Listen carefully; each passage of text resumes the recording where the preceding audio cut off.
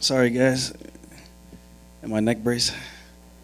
Well, Aljamain, I guess, man, we know what a journey it's been to get back to this point and just to all the things you've had to deal with. So I just wonder, we'll be right in front. It's yours. Yeah, I guess, how good does it feel to just finally be at this point, to finally be at fight week and, not dealing with all first the repercussions, then the build-up and everything, and just being ready for a fight? It feels like a farce, man. It almost feels like a fable that wasn't going to ever come true. One of those things that just kind of just made up. I had a lot of obstacles just to get back here, and I'm super fortunate, super blessed. And that's been the theme of this camp, because a lot of ups and downs from not being ready, my body not cooperating with me. I think I just cut my PT too early, trying to jump in for a fight that I was told that I wasn't ready for yet. Starting up another training camp, and then that one getting pulled from underneath me again and being told that Jan isn't vaccinated. I think they were just saying that to just kind of get me to attack him, which I did. So they got me to take the bait, and we had to push back again. I was starting to think, like, I would never be back to another fight week. So I'm really blessed to be here. I'm super happy and thankful to be making this journey and this walk again and doing all this stuff with everybody, because one day the music stops, and I think that's been the theme for me. It's here one day, gone tomorrow. So I'm blessed that I can make some pay-per-view points. That's going to be nice. And get to punch a guy I don't really like in the face and cement my legacy and history. And that's what it's all about. We know physically what you had to overcome to get here, right? But I just wonder, like, how taxing or difficult the last 13 months have been for you mentally.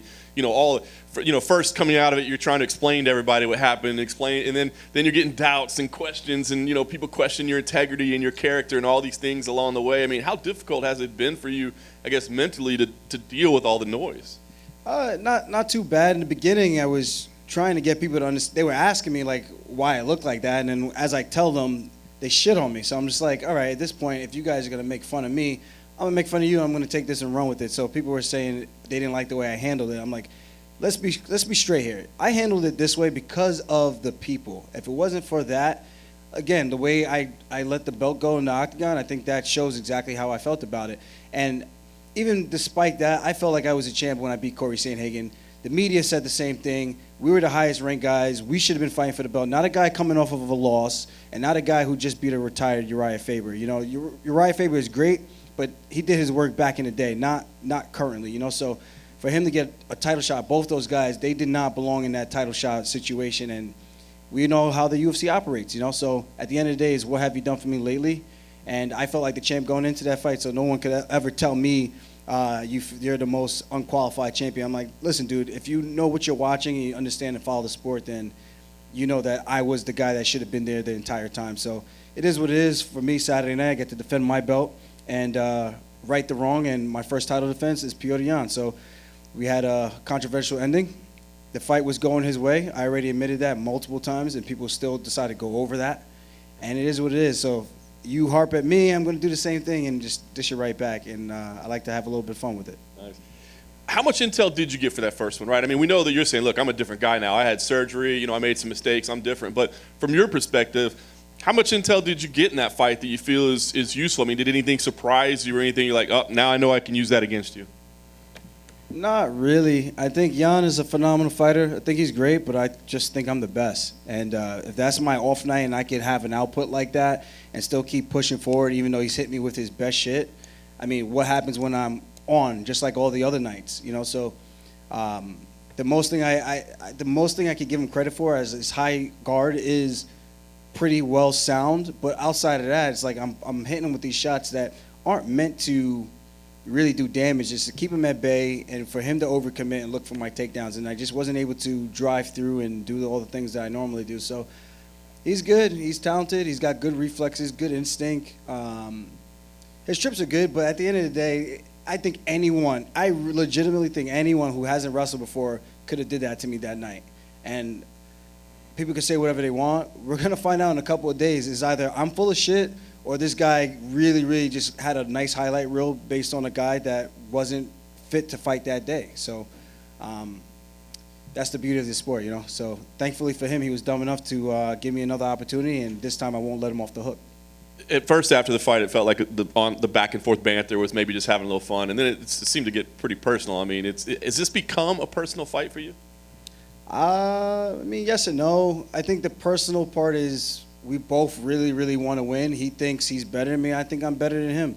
And I think that's pretty much where it goes. Like, whether or not after this there's a handshake or a hug, whatever, or a grilling stare down afterwards, who knows? You know, I just think depending on how the fight goes, depends on how this kind of ends up. You know, so at the end of the day, I'm in here to be the best, whether it's Jose Aldo, TJ Dillashaw, Dominic Cruz, Rob Font, whoever it is, Cheeto, all these guys. These are a lot of great competitors out there, or Piotr Jan. So he's the guy in front of me. He's the guy I need to take out, and he's the one with the target on his back. I got nothing to worry about. I'm the underdog. Everyone thinks I'm going to get smoked again. I'm going to have the last laugh, and I cannot wait, because I've been in this position before, and people, oh, he can't strike. Pedro Munoz, oh, he can't grapple. It's Corey Sandhagen, he can't hang with him. He's too long.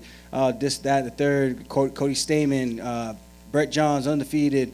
All these guys, you know. These guys are great athletes, great competitors, but I've been doubted multiple times, and I always rise to the occasion. I can't wait to do it again. Last thing for me, I guess I'll just ask, what will this win mean to you? Because as you said, you are already champion. I know that people say whatever they say, but you're champion. But what does this win mean? Does this feel like, you know, you did throw the belt down in the cage, so does this feel like the moment you really secure your legacy or your position? I think so. I think to the fans, I mean, for me, I think this just adds to that. I think the resume that I've had during the time when people were hot on these win streaks and I'm taking these guys out, I think that's what it's all about. I think people that follow the sport and they understand that, you know, I'm not fighting guys past their prime. I'm fighting guys who are on win streaks. I'm fighting guys who are finishing guys and all that. So I think when you account for that, the body of work speaks for itself. And there's a reason why I do what I do, and I think I'm a very tough puzzle to figure out. And if I get people down, it's usually not a good night, you know. So I think I get him down the way I did in that first round, and it's going to be a short night for him. I really do think that I'm going to climb his back like a spider monkey and choke his ass out. Right here. You've been very honest about the first fight and very sincere with your thoughts and all that. Was that difficult at any point to look at it objectively? I mean, a lot of fighters will admit they're to a degree delusional because that's how they have to look at their career and hype themselves up. So to be that honest with yourself, was that challenging in any way?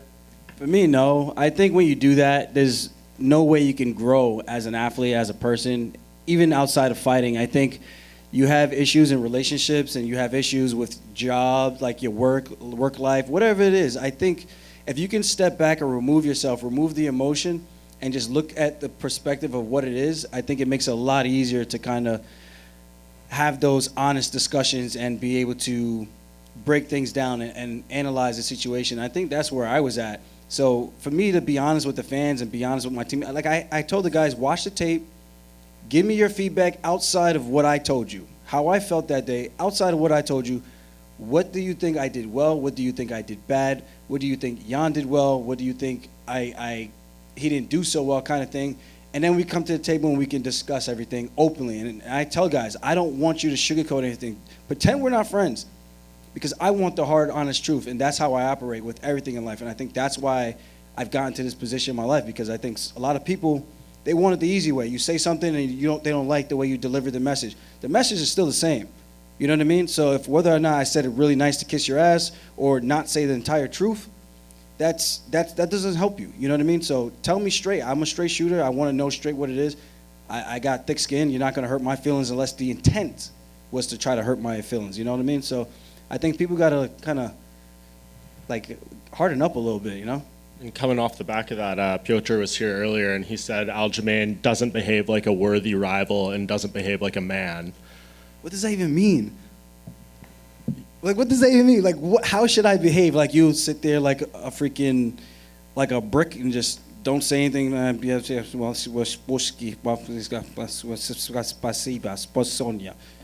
Like, what? That's a man? I guess that makes you a man. I don't know. Like, I like to have fun. I like to enjoy my life. I'm enjoying the ride, so I'm sorry that he thinks the way I enjoy my life doesn't fit him, but no one's going to tell me how to live. No one's going to tell me what's a man. Like, a man's handling your shit and your responsibility, and that's what I'm doing. And Saturday night, I got responsibility I'm going to handle. I'm going to handle that shit, and that's the way I respond to that.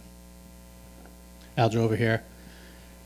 to go by Piotr being in here earlier and saying things, he said that if before Saturday he and his team run into you and your team, it's going to be on, and essentially his team will take out your team. What's your reaction to that, and have you seen him this week so far? I have not seen him. I honestly kind of want to see him just to see what will happen. I mean, I'm calm, cool, collected, so I go for the energy he's gonna bring, you know. So if he thinks it's gonna be on, then I'm ready, you know. I'm more than ready. I'm ready now. I'm ready Saturday. So if you really want to do something, I'm right here. I'm in the same hotel as you. You can find me. If you want, I can give you my room number, not to other people to show up at my door, but you know. So it is what it is. I think he's just talking shit. It's cool. I feel like we're good rivals. I feel like we probably end up fighting again, and depending how this fight goes, I smoke him. What are people gonna say? What are people going to say if and when I smoke this guy? Is it more about proving the doubters wrong, or about proving yourself right? How does that sort of balance out in your mind? A little bit of both. It's a little sweet to kind of stick it to people a little bit, you know, kind of rub it in their faces. People did it to me, and when I do it back, I just hope people can take it the same way I had to take it for 13 months, you know. So I'm ready to just end this chapter and move on to the next one. You know, I got a lot of guys that I want to take out, and Piotr Jan is a big one. People rate him super, super highly. And he's either going to look stupid or I'm going to look really stupid. So it's one of the two. People have him as this huge betting favorite. Let's see if he rises to the occasion and do what he's supposed to do. And then last thing, you sort of talked about the rivalry, and you feel like there's a chance that even down the road you guys will fight again. I know you have a lot of fighting left in your career. You're far from done, but when your career is done, do you feel like when they write the Aljamain Sterling autobiography, there's going to be multiple chapters on this rivalry with Piotr Jan? Do you think he'll be your greatest competitive rival?